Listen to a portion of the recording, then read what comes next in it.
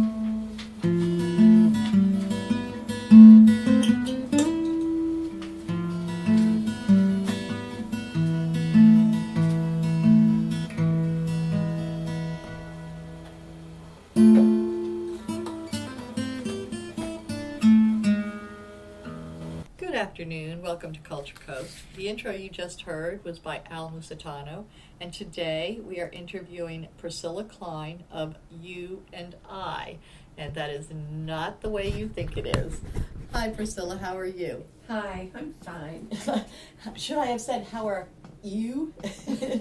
Okay, the name of your gallery is very inventive. So why don't you spell it for us, because it isn't the way people would think. Fine. It's E-W-E and E-Y-E, You and I, and it's based on the fact that the gallery includes visual arts. I do watercolor painting, and fiber arts. I spin yarn and knit and crochet from various yarns. So it has both the fiber You and the visual eye. And that is just so unique. I really think you came up with a great name for your gallery. Well, it's kind of funny because when I was thinking of what I wanted to do, I have both those interests, which can be complementary, but they're not the same. And I've always been fascinated by pub signs in Old England, where you could know what the sign meant by visual items, a picture, a drawing, a carving, without having to know the words. And so You and I picture a sheep and an eye. It is. And eventually the sign I have will have both of those on it. I can't wait to see it, but it's very unique and I like it. All right, so tell me a little bit about your early leanings toward art. Are you from an artistic family? Do you have any relatives that were craftsmen or Yes, artists? I actually do, and I was not as aware of it as a child as other people were. My father was an artist in a way. He was a city engineer, but he designed buildings, he designed roads, he made furniture out of wood, he made jewelry, and his family was artistic. He did have a brother who was a commercial artist, who I never met, because my father was quite a bit older and died when I was only 3. Oh. I always thought if he had lived, I would have probably been a sculptor. I thought I also might be an oil painter of portraits, but he did not live. So I didn't have a lot of nurturing as a child, but people did recognize something in me that was artistic, and I would get verbal feedback about that.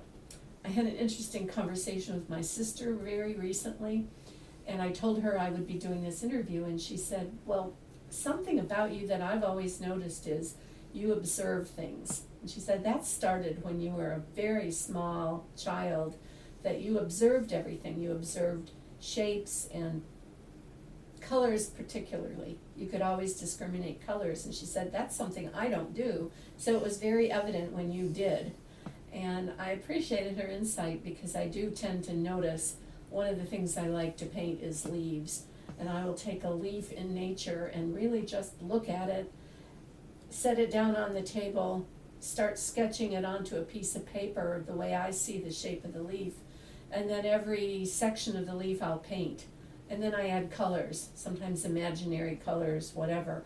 But I appreciate the detail and the intricacy of nature, and so that's one of the things that I do paint. Very nice. All right, now let's get into your beginning of realizing that you were an artist. When you went to high school, were you taking art classes? I did take art classes. I only took 2 years of art because I skipped a year of high school and graduated early, so Lucky I didn't have you. time to fit everything in. I never had a study hall. I did have 2 years of art, and my art teacher encouraged me greatly.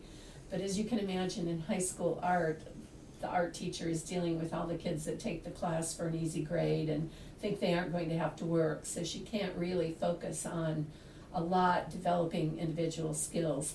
She did encourage me to go and try out for a scholarship at the Art Institute of Chicago, but I was young and intimidated by that. And who makes a living as an artist? Yes. I mean, we all knew better Yes. then, right? Yes. It's like, you can't make a living doing that. No, and when I went to college, I considered majoring in architecture, because my father had done work in that area, and I enjoyed the artistic end of things. Interestingly, I had tried to take mechanical drawing in high school, and they wouldn't allow it because girls weren't allowed to do that. So, that's the era when I grew up. There were certain doors that were open and certain doors that were You were allowed to be a teacher or less. a nurse. Yes. So, as a matter of fact, knowing that I wanted to be able to support a family, and somehow my intuition told me I didn't want to have to use my art as a way of earning a living. I wanted to be able to keep my art pure. How I thought that at age 16, I'll never know, but that's what I thought. And my mother had been a nurse. So realizing she'd been able to support our family because my father had died, I chose to go into nursing. And it was a very serious, dedicated, studious college that I lived through. So I didn't do much of anything with art all during college and during my young adulthood. So you did graduate and become a nurse? Yes, I did. And how long was your career as a nurse? My whole career, basically. I started working after I graduated, got married, did have children, but kept working part-time as my husband was in graduate school. So I didn't do much in the artistic realm most of the time I was raising my children. I always had that urge, always thought someday I'm going to be Grandma Moses. But I didn't want to just, second guess it, yes. So I did work. I had to retire earlier than I would have because of some health problems that I developed. But during that time, I also did take up knitting.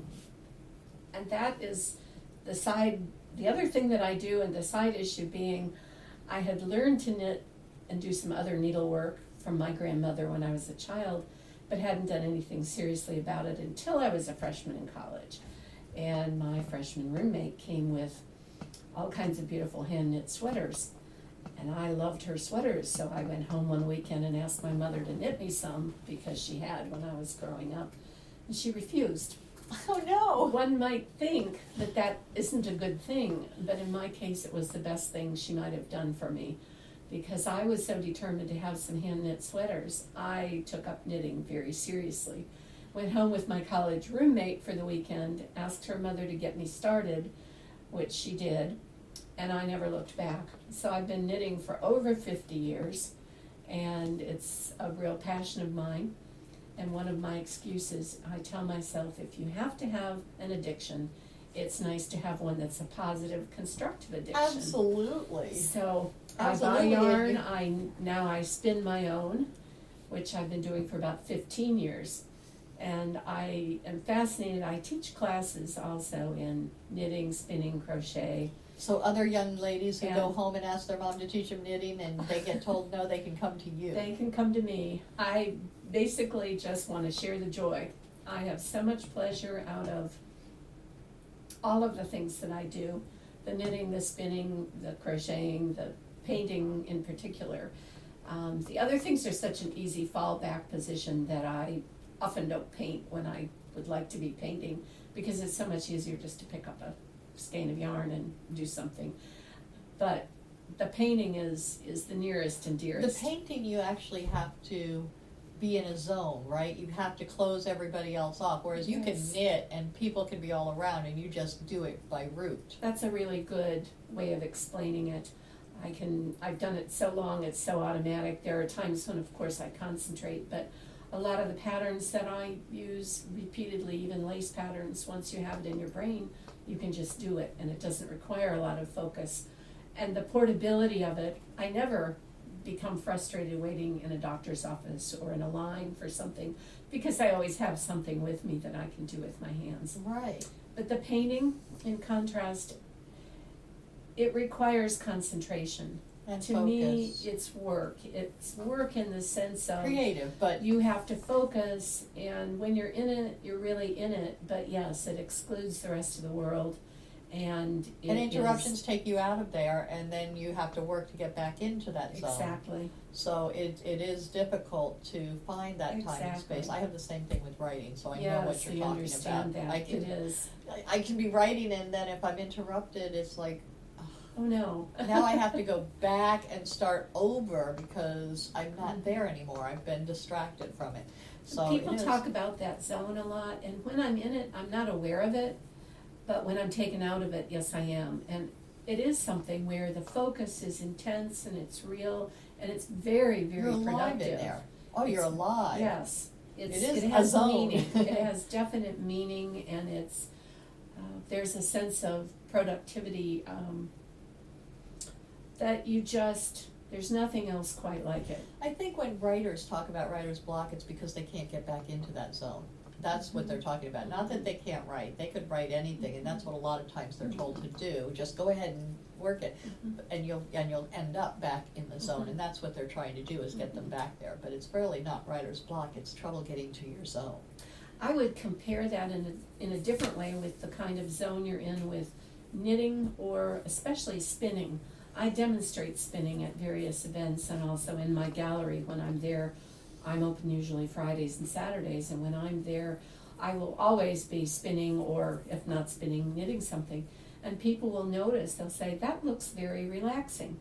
And it is. It can be completely meditative in the sense that my mind is free to wander. It can go anywhere and think about anything and daydream and come up with all the creativity I need to paint 25 more paintings, versus if I'm painting, I'm so focused that it's a different part of creativity. Right. And they're are two both totally rewarding, separate. but they're different in They process. very much are.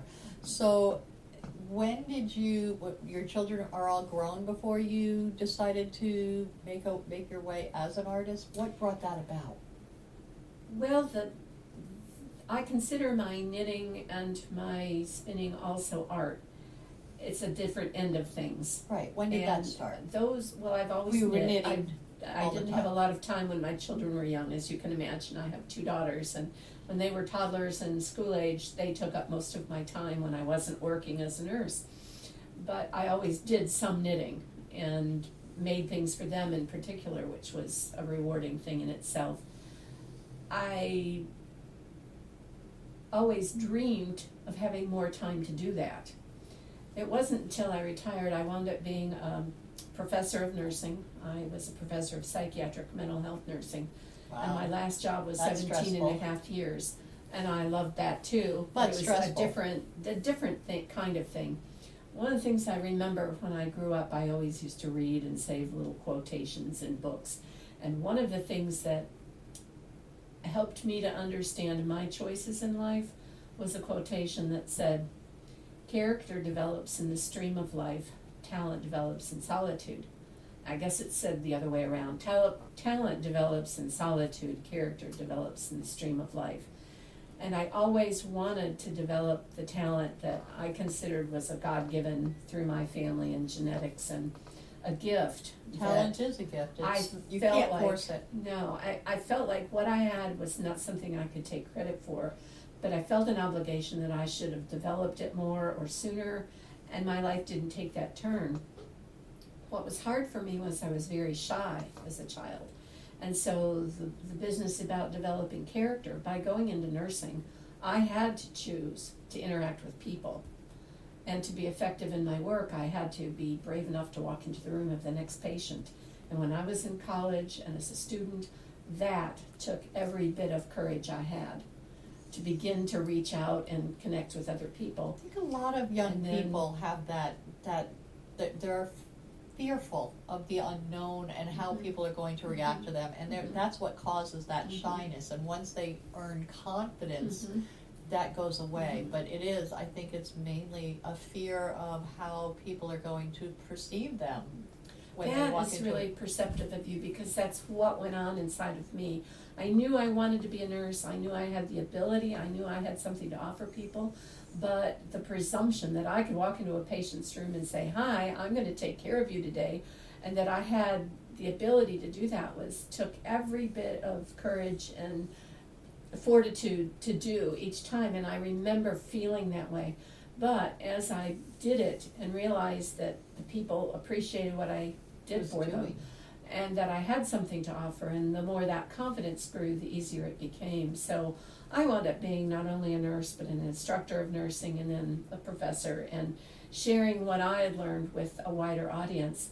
It would have been natural or easier for me to go into a hole and paint, draw, write, do those self-expressive things. But on the other hand, I wouldn't have had life to be able to express. The experience. So I had to develop my own character first and my own development before I could really give in that other kind of way. That's a good thought. I did not actually greatly develop my artistic painting, drawing abilities until I retired, which I was about 51 when I had to retire with heart failure. And I'm in great shape. I have a wonderful doctor, and I have found a balance with all of that, but it meant that I couldn't continue the pressure of the kind of work I've been doing. It is stressful. And I was fortunate to be able to retire so that I could begin to explore other avenues. And that's when I first took up watercolor painting. I had originally thought I would do oils, and I wanted to do portrait painting, and I wound up trying watercolor and thoroughly enjoying it, and pretty much focused on that. So I've been painting for close to 20 years and enjoying it more and more. So how did you get into it? Did you take classes? Did you have a mentor? How did it all come about? I would say more of a mentor. I have taken a few classes, but they've not been in techniques of how to paint as much as techniques for using watercolor in various ways. And one of the things I like to do, I learned from a mentor, a woman in Michigan who's a very fine watercolor artist, and she encouraged me greatly to explore avenues like creating backgrounds through a variety of techniques. And that's one of the things I use a lot today is I'll create backgrounds, free happenstance backgrounds, serendipitous happenings with wetting a page, putting some watercolor on, sometimes applying other techniques such as salt or crinkled wax paper, things like that that are strictly techniques. But the happenings that you get, then I'll take the paper, sometimes I might not use it for several years, but I will look at it and it will inspire me to paint something. On top of it? That's usually how I do my leaves. But doesn't that usually destroy a watercolor if you paint watercolor on watercolor? No, that's actually not true. It's a fallacy. What I do is often they'll be, and the color isn't even important, although some of mine are blue and they will have a lot of depth and character to the background, but there will be some white spaces or some lighter spaces.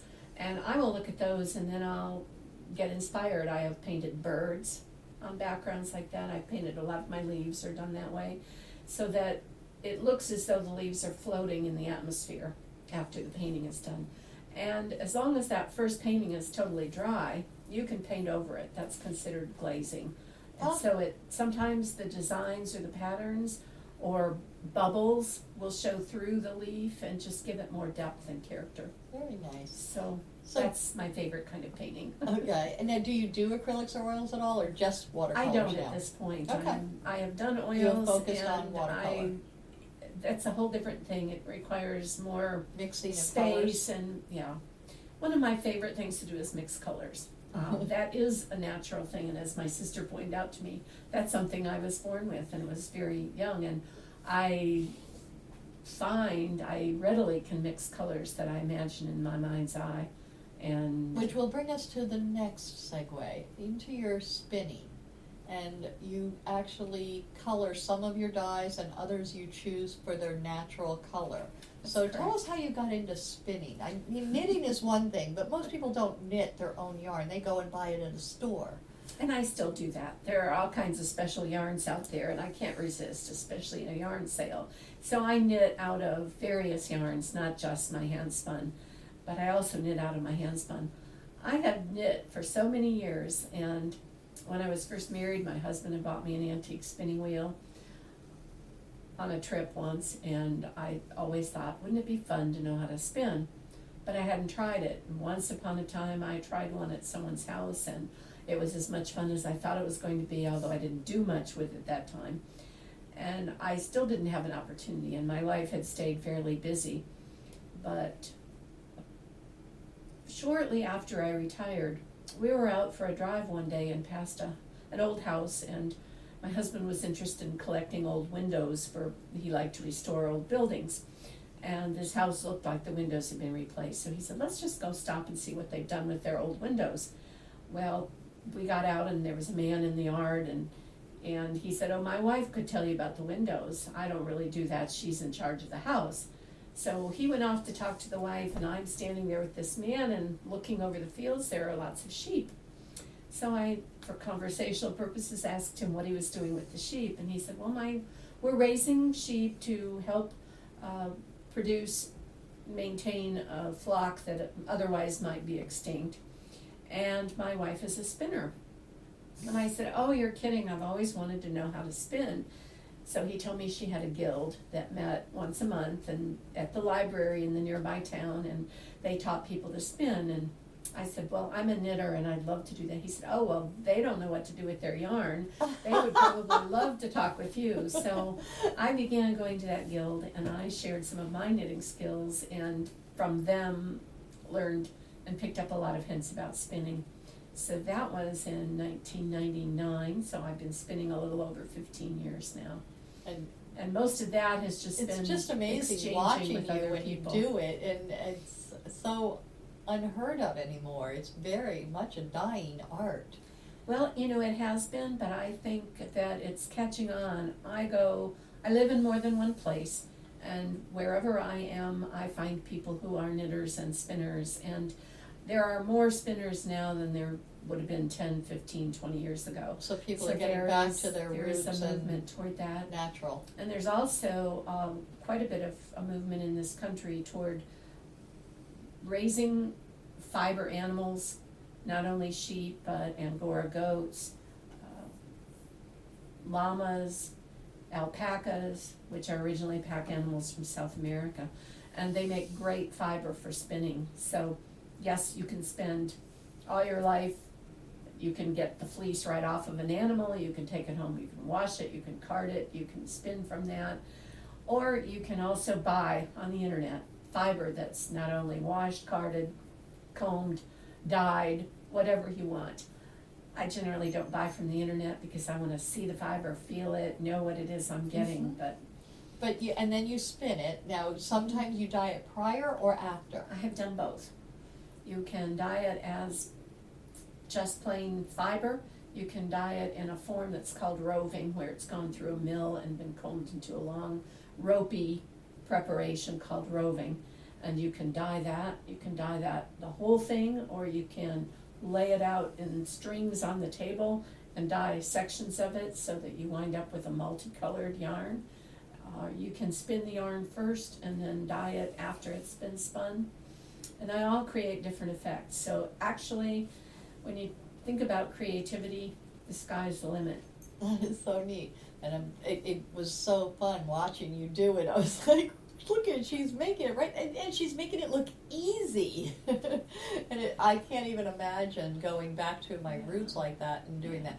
So do you make a lot of different types of products to sell at your gallery? Yes, I have hand spun yarn available. I also have things that I have knit out of both my hand spun yarn and commercial yarns. Some items that I crochet, although I knit more than I crochet. And I teach classes in all of the above. Macrame? I have not done macrame since way back when my The children 60s? were little. In the 60s I tried it, yes. And, you know, it held my interest for a little while, but again, my children were small and there was It's limited okay. time. I just wondered. So, I haven't seen anybody macrame for a long time. yes, Um, I could, but that's not my first choice. and you also have your watercolors in your gallery. Yes, And your yes. gallery is located where? It's on 11th Avenue West in the Village of the Arts. All right, now this goes all over the world, so let's get the whole address. Okay, we're in, it's 1010 11th Avenue West. Such a great address, isn't it? 1010. I know, that was one of the things that attracted me. 11th Avenue West in the in Village of the Arts, Village of the Bradenton. Arts, Bradenton, Florida, 34205. And you currently do not have a website, but are planning on having one later this year. That's correct. And it will be Ewe and Eye, Yes. EWEANDEYE Yes. .com, hopefully. Hopefully. And if you Google her at Ewe and I think we'll find Pricilla Kline with a website at the end of the year, and she will probably put her products, the watercolors and her knit products and her yarns that are available on the site. So you will be able to contact her, but in the meantime, come to the Village of the Arts. She would love to show you what she's got. Thank you so much for being on Culture Coast. Thank you. Nightmares. Frightful visions during the night, causing terror and loss of sleep. Daymares. Frightful visions during the day, causing fear and paranoia. Gothmares. Gothic visions that can happen anytime, causing horror and disgust. But sometimes they offer answers. Read Gothmares if you dare.